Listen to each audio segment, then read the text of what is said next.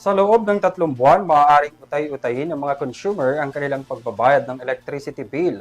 Yan ay matapos ipag-utos ng Energy Regulatory Commission sa mga kumpanya ng kuryente ang staggered pay, bunsod pa rin ng umiiral na State of National Energy Emergency. Gayunpaman, pinapayagan lamang ito sa mga kumukonsumo ng 200 kilowatt per hour.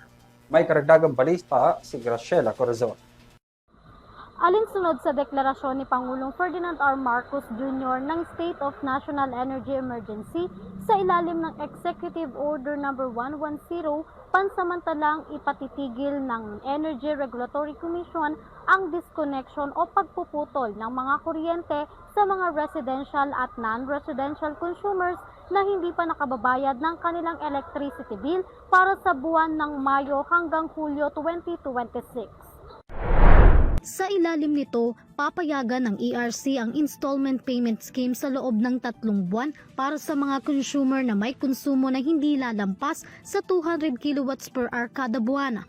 Ayon sa ERC, inatasan nito ang lahat ng kinaukulang stakeholders ng industriya ng kuryente o distribution utilities na ipatupad ang pansamantalang pagtitigil ng pagpuputol ng kuryente sa mga hindi pa makababayad. Kabilang na dito ang generation companies, Power Sector Assets and Liabilities Management Corporation, National Power Corporation, National Transmission Corporation, National Grid Corporation of the Philippines, Independent Power Producer, Independent Power Producer Administrator at Market Operator. Kinakailangan lamang isumite ng mga distribution utilities ang kanilang mga compliance sa loob ng 30 araw bago ang panahon na itinakda sa August 30, 2026.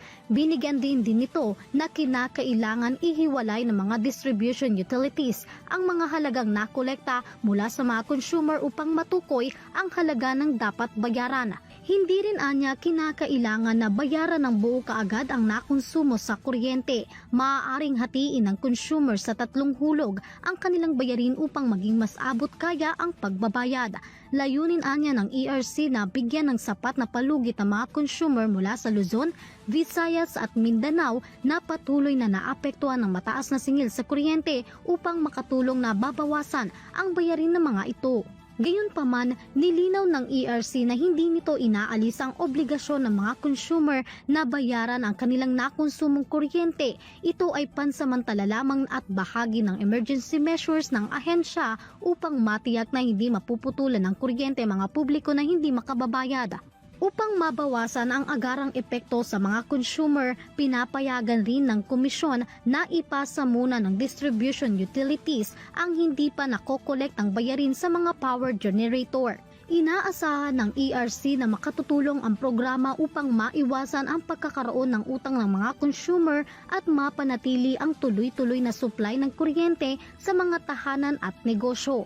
Pinayuhan rin ng ERC ang mga consumer na makipag-ugnayan sa kanilang distribution utilities para sa tamang presyo ng installment plan at gamitin ng wasto ang kuryente upang maiwasan ang mas mataas na bayarin sa mga susunod pa na buwan.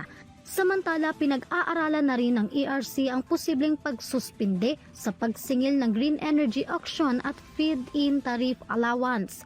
Ito ay upang mabawasan ang pasari ng publiko sa gitna ng pagtaas ng presyo ng mga bilihin at serbisyo. Para sa EuroTV News, Graciela Corazon, sumasaludo sa bawat Pilipino.